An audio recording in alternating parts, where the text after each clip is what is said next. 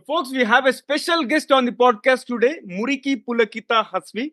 And first of all, thanks to Abhilekh Verma for connecting us with this amazing guest. And you know who is Hasvi? Hasvi is a 16-year-old student from Dex School class of 2024 and EJC class of 2025. And as an accomplished mountaineer, she holds 4 world records. Her passion for sports and fitness is evident in everything she does. Within just 1 year, she delivered 2 impactful TEDx talks and sharing her insights and experience with a wider audience. Her engagement in Model United Nations (MUN) reflects a keen interest in global issues and diplomacy. Additionally, she is an active blogger sharing her thoughts and adventures, and her love for photography allows her to capture the world through her lens, while her dedication to cycling and running keeps her physically fit and energized.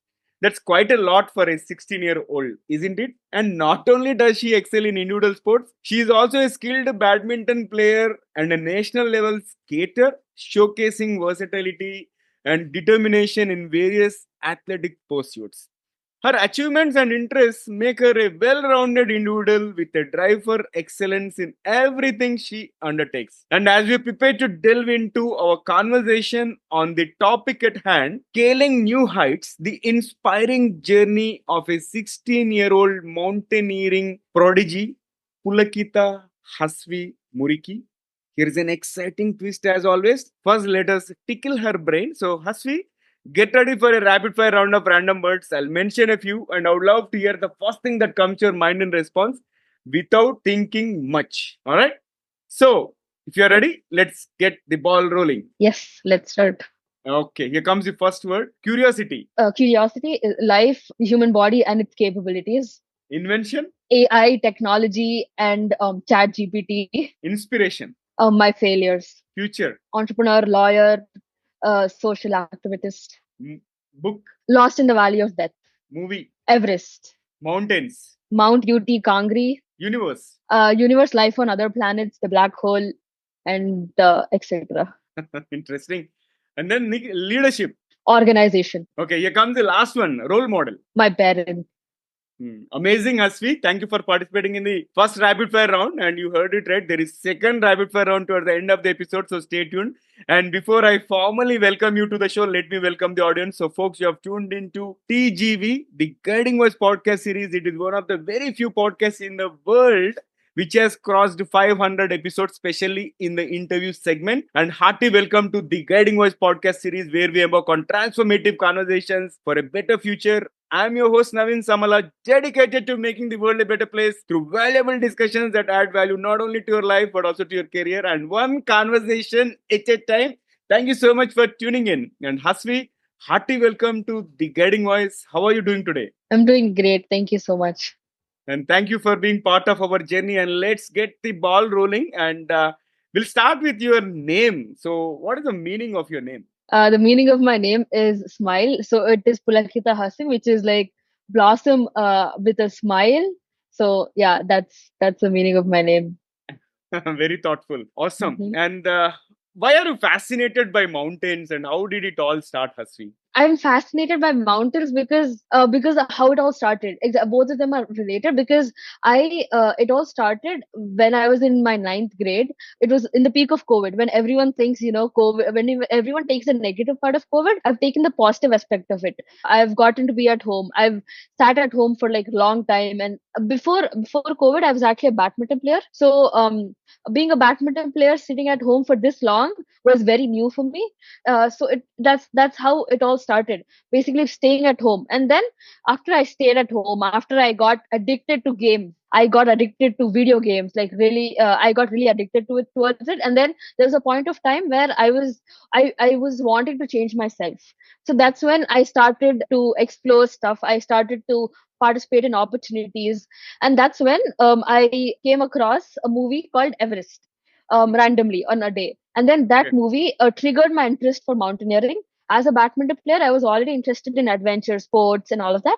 But then this movie triggered my interest for mountaineering. And then on this movie and then on mountaineering overall, I did a research. And that's how, I got interested in mountaineering.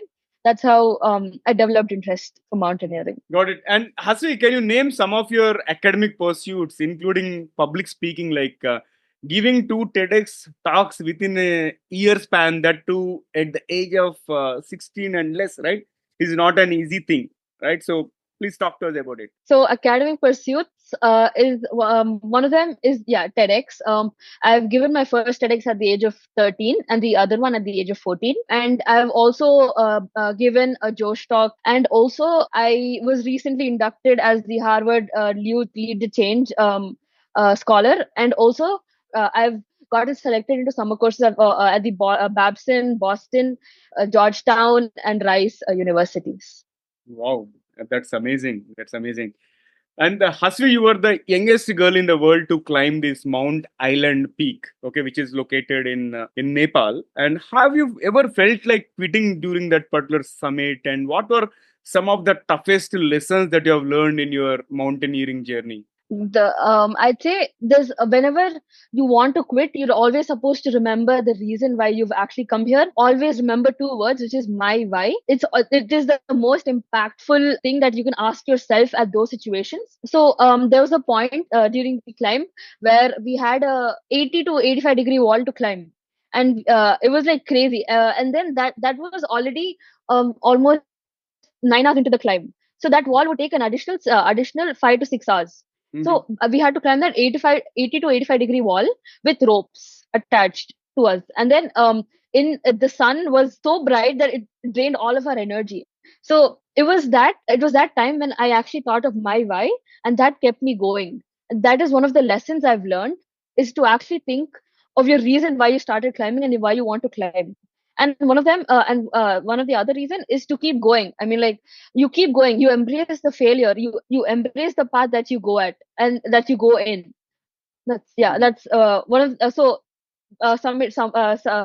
summarizing it all is that my why, and embracing the path that you choose, and discovering. I've never felt like quitting during the summit, because you never feel to quit whatever you're passionate about. For example, you're always supposed to think about you're always supposed to think the two words that come in your mind, which is my why, and that keeps you going always. That is one of the lessons I've learned in mountaineering. And the other lesson is that you embrace the path that you go at. Okay. That those are the two lessons I learned in the Island Peak. So Also, can you tell us about a memorable or difficult moment during one of your climbs and how you dealt with it? one of the most difficult and memorable moment of one of my climbs was climbing the UT Kangri in winter. So Ladakh in winter season, in the month of January, goes down to minus 35, minus 40 degrees Celsius. And climbing at and starting at 1 a.m. in the morning for the summit is a crazy move by a 14-year-old, and something that a 14-year-old never does, but I did it. And then that was one of the most difficult moments. And then the moment it got even more difficult when we had to abandon the summit almost halfway through, because there was an avalanche coming our way. And then the temperatures dropped to minus 40, minus 42 degrees. The wind speed was crazy. And then I was in a verge of getting a frostbite. So that's when I had to abandon the summit. And then I had to learn from my failures. And then 6 months later, I climbed the same mountain, and I became the youngest to climb the mountain. Wow. So inspiring, Hasvi. Okay. And Hasvi, I'm curious to understand why you want to be the youngest girl to climb all the 7 summits of the world, and what motivated you to take this challenge? I don't want to be the youngest, but I just want to climb the mountain. And there's no age to actually, like, age doesn't matter. There's no age to climb mountains, or there's no age to get successful, or like there's no age to actually climb a mountain, or like there's no age to start something. There's age doesn't matter. So, for example, Sachin Tendulkar, he got into the Indian cricket team at the age of 16. So that is one of my inspirations. So yeah, so there's no age. Age doesn't matter. And I'm maybe in the next generation there'll still be 13-year-olds who climb, or there'll be 12-year-olds who climb. So yeah, age doesn't matter. You just True. keep going. Yeah, age is just a number. Like, I've been hosting Age. a lot of young guests like you, and I think if you remember, I mentioned about 11-year-old is the youngest on the platform so far. And when I did that episode, I told the audience the same thing. Probably I might bring somebody as young as 10 or 9, or maybe, you never know. Yep, good one. Yeah. true. And Hasvi, I think your parents might have been playing an instrumental role, right, in terms of encouraging you. And also, can you talk a bit about your parents' role in this entire journey? Yes, sure. So, it was because of my parents that I actually got more insight on mountaineering because my dad is actually a runner. He's a marathonist. He's a runner. He runs marathons and then he also cycles. So, it was his fitness coach who was actually a mountaineer Hmm. who took me to my first ever expedition. And also, it's just not that. That was the initial role of my parents in mountaineering, but later they supported me throughout these mountains. For example, many parents don't support their children once they fail, Yeah. and they don't support them to climb the same mountain again. Yeah. But my parents supported me to climb the same mountain again, but this time they didn't expect anything, honestly. They just wanted me to learn more about life as a whole, like that this is how life is, like mountains. You face successful stuff, you face failures, but you just keep going. They just wanted me to keep going, so that is one of the major thing that actually they actually helped me to derive. And also my parents role, they supported me, encouraged me throughout. And they also I was actually scared to give the second attempt on Mount Uti Kangri, thinking that I would fail again. But Mhm. it was my parents push, that one slight push from parents actually made me the youngest now. So yeah. Super. So, can you mention your parents' names? I want to convey regards to them and Sure, yeah. also congratulate them actually. My mom's name is Madhvi, and my dad's name is Venkat. Okay, so Madhvi and Venkat, kudos to you on raising such a wonderful child, and I'm sure she's going to fly high and take you all places. Amazing job. And Hasvi, so mention a few attributes one should develop to handle such risky hobbies, right? It is not easy to take on that path of mountaineering. Like in one of the previous episodes long back, I mentioned about my rappelling experience, which was just about 80 feet. But I was trembling with fear, and it was not that easy for me to do that. No matter there were all those what do you call those safety belts and safety net and all those fastening. Everything was there, right? Hastener was there. Everything was there, but I was scared. So, what do you think? Like somebody should develop. What kind of attributes should someone develop when picking up these risky hobbies? So I feel that the most important attributes one should develop while picking up these risky hobbies is that they should be able to know when to stop. Because when I was climbing UT Kangri, I had the thing in myself that I should keep going, I should submit, and I should, in even in my in even in those fatal conditions, I should keep going, and I should prove myself that I can climb this mountain. But then you never win in front of a mountain. Mountain is more mightier and more stronger, honestly saying. And then risky hobbies is that, like, so there's many risky hobbies like mountaineering, rock climbing, many more. So you're supposed to know when you should stop, because for mountaineering especially, the mountain is always going to stay. Yeah. You should be there to climb it. So instead of climbing that one dangerous time, you can come again and you can climb it 100 times if you want. So, Yeah. you should know when to stop. Hmm. So that is one of the major attributes one should have to actually handle such risky hobbies. Yeah. And also preparation. Prepare, give it your blood and sweat, give it your everything to actually prepare for these mountains, Hmm. or like any hobbies. Got it. And can you share the top three things that have contributed to your success so far? Top three things that have contributed to my success so far: it'll be resilience, it'll be Mhm. consistency, and it'll be perseverance. Resilience, consistency, and perseverance. Amazing. And can you share a time when you faced self doubt and how did you overcome that? Right. Okay. So there's another mountaineering experience for this.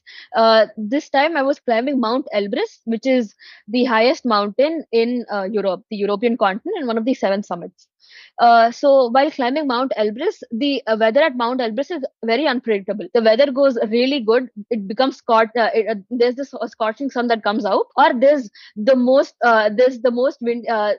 windiest day comes where you almost fly away. That is how unpredictable Mount Elbrus is. So we were fortunate or unfortunate. We were actually glad to have faced the bad side of Elbrus, because it had taught us a lot. It actually gave us experiences to cherish. So it was the 15th of August. We were on the summit. We were climbing towards the summit of Elbrus. It was only our expedition team who was there at that moment, and there was no one else, front or back. The weather was crazy. It was almost like 40 miles per hour to 50 miles per hour wind, and the weather went to minus 15. It was not Mhm. it was not minus 30 like UT Kangi, but it was minus 15, and the weather was really bad. There was this one trekmate who used to stand beside me, because there's a very narrow path towards the summit. So in case I fall off because of the wind and all of that. So yeah, one of the moments I felt self doubt was that if I'll be actually be able to climb Mount Elbrus, because the wind was very bad. I was feeling really cold. I was feeling hungry, but I didn't have any energy left in me. But then I knew where I had to stop. But then that's why I stopped. I gave myself 10 minutes. I reflected on my thoughts. I was like, my why again, my why, and then that had a really massive impact on me. And then we took almost 6 hours from there to reach the summit, but we did reach on 15th August on the Independence Day. So yeah. Great story. And That was. Hasvi, a while ago you mentioned that mountains are mightier than people, and mountains are going to be there, and you can come back and summit them 100 times, right? So I'm Right. curious to understand what mountains teach people. Mountains teach people a lot. So they teach people that life is full of ups and downs. In order to reach the summit, you must keep going. That is one of the things that mountains have taught. And they also make you face bad. They also make you face extremely. They make you face your worst, and they also make you face your best. That means they test you. They test a person as a whole. They test Yeah, your worst and they test your best. They test you under really cold conditions. They test you under warm conditions. They test your extremes. amazing. And Hasvi, what kind of support is expected from government and private agencies? Okay, compared to other sports when it comes to mountaineering. Basic support is expected. I mean, like from government especially, there's no basic support as well. Like in other states, not Telangana or the South Indian states, but in the North Indian states, a government actually gives money to people who actually climb these 8,000-meter mountains, and they, not money exactly, but they felicitate them, they honor them. But like in the South Indian states, they don't do anything much. They, because encouraging mountaineers, because mountaineers inspire many people, and they need to encourage mountaineers, because mountaineers are able to handle pressures at very low oxygen levels. So like they're supposed to recognize people. They're supposed to recognize, not even mountain. There's many sports that go unrecognized. Yeah. So people are supposed to be recognized in the field of sports or in the field of any other extracurriculars. Yeah. Yeah. Got it. Unfortunately, in India, where cricket is a religion and certain sports take precedence, and yeah, I get what you're saying here. So now I'm curious to understand, like, did you get any support from the government and other institutions apart from your family, right? And if at all Uh, government should chime in, right? What kind of support that government should provide to people like you? Okay, first, answering to the first question, there was no support given, and unlike the other states, there was no recognition, there was no much that they did, and there's more awareness required, and government should be able to recognize the talent not only during elections but also the other time. Yeah, Yeah, got it, yeah, got that's it. about it. Amazing. So, one my next question is like, how sure are your challenges, achievements, and failures make you an outstanding personality in whatever profession you choose? They teach you a lot. Mountaineering teaches me resilience, and it teaches me consistency. For example, it also teaches me the power of hard work. When I was getting ready for my second attempt for UT Kangri, I had a lot of work to put in.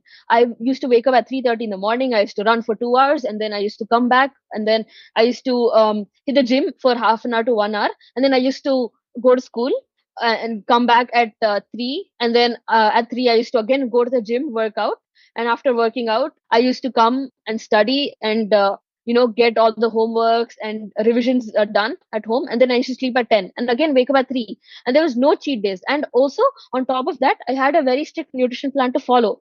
I was not allowed to eat chocolates, burgers, pizzas, and name it, every like I was under many restrictions. So yeah, that's about it. And every single day, waking up at 3:30 and sleeping at 10 a.m. without any cheat days for 7 months will teach you a lot. And not only for that one mountain, but for life as well. That hard work is required for anything. Yeah. Super fascinating. And my only worry is that you did not get proper recognition. And whoever is watching or listening to this episode, I think we need to encourage people like Hasvi. I think they are conquering the summits, and at least we have to show them our little support and lend our helping hand in whatever way we can, right? So that's my sincere appeal. And Hasvi, this has been an incredible conversation. Personally, I got inspired a lot, and I'm sure my audience would have also got inspired. And it is time for us to add some more spice to the episode. And if you're ready, I'm going to kick off the second rapid fire round with a set of intriguing questions. Shall we do it? Yes, sure. Okay. Here comes the first bullet out of second rapid fire round. If you could have one gigantic billboard anywhere with anything on it, what would it say? It would say my why and a question mark with white background and black Good colored one. letters. Yeah. Okay. And what is the favorite summit you have ever climbed so far? The favorite summit I've ever climbed is Mount Kangri. And can you describe yourself in just one word? Adventurous Adventurous. Yeah, very apt. and thrill seeking. Yeah. And thrill seeking. Okay. And one word to describe your mountaineering experience. Crazy, honestly. Crazy. And what is your go-to snack during expeditions? Chocolates. I'm not allowed to eat chocolates those 7 months, so let me at least eat them on the mountains. I take so many chocolates with me. I take a lot of chocolates to have on the mountains because they're instant energy, and also because I've not had it in 7 months, and now I need to have it during mountains. That is the only time I get to have it. So yeah. Okay. One thing you can't live without on a climb other than chocolates. Other than chocolates, okay. It would probably be clothing and the boots that we carry. Because, And yeah. what is the best piece of advice you have ever received? The best piece of advice I've ever received is be the same person on your best and your worst day. No, so powerful. Who said that? It was told by my mentors, Sharad sir. So he is actually my mentor in Dexterity. So Dexterity is like a leadership and entrepreneurship course that I've been a part of. So yeah, Mr. Sharad Good sir one. is actually the CEO of that. Yeah. Loved it. Be the same person on your best day and the worst day. Superb, so powerful. It Yeah. is so intriguing.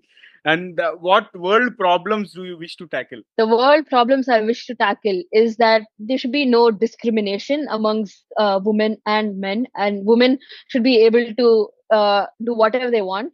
I actually run an NGO called Samunnati, which actually helps in breaking the barriers of gender discrimination. And the other world problem I wish to tackle is that every person has the right of getting water, fresh and clean water. That is I'm actually a part of another organization called Water Step. I'm actually the field research consultant of Water Step. So we actually help provide people with fresh and clean water, mainly in the rural areas who don't have access to it. So yeah, that's about it. Yeah, got it. And here comes the last one for the second rapid fire round. What is the secret of success that you have found? The secret of success I've found is from my failures. Amazing. All the success lies in your failures. You keep learning. You once a failure, once you get a failure, you're going to absorb success from it. And failure is success because you keep failure teaches you stuff that success doesn't teach you. And let's flip back to the mainstream. So, Hasvi, what advice would you give to young individuals who have big dreams but face challenges in pursuing them? Face challenge. So you keep going. That's how.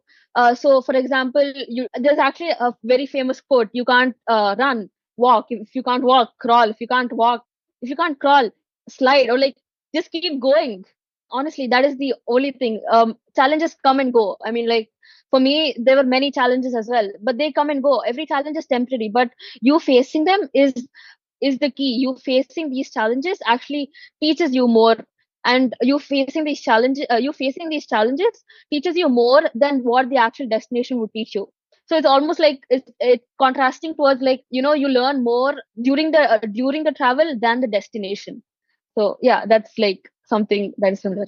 Super. Learn more during the travel than the destination. Amazing. And I thoroughly enjoyed every bit of our conversation with powerful insights, anecdotes, and personal experiences. And it's been a pleasure hosting you, Hasvi. And how is your experience being hosted on the Guiding Voice? Oh, my experience is amazing because I've never answered these diverse questions, and also I've never in my life have I actually thought that I would actually answer rapid fire because I've never done that, and it was a very new experience for me.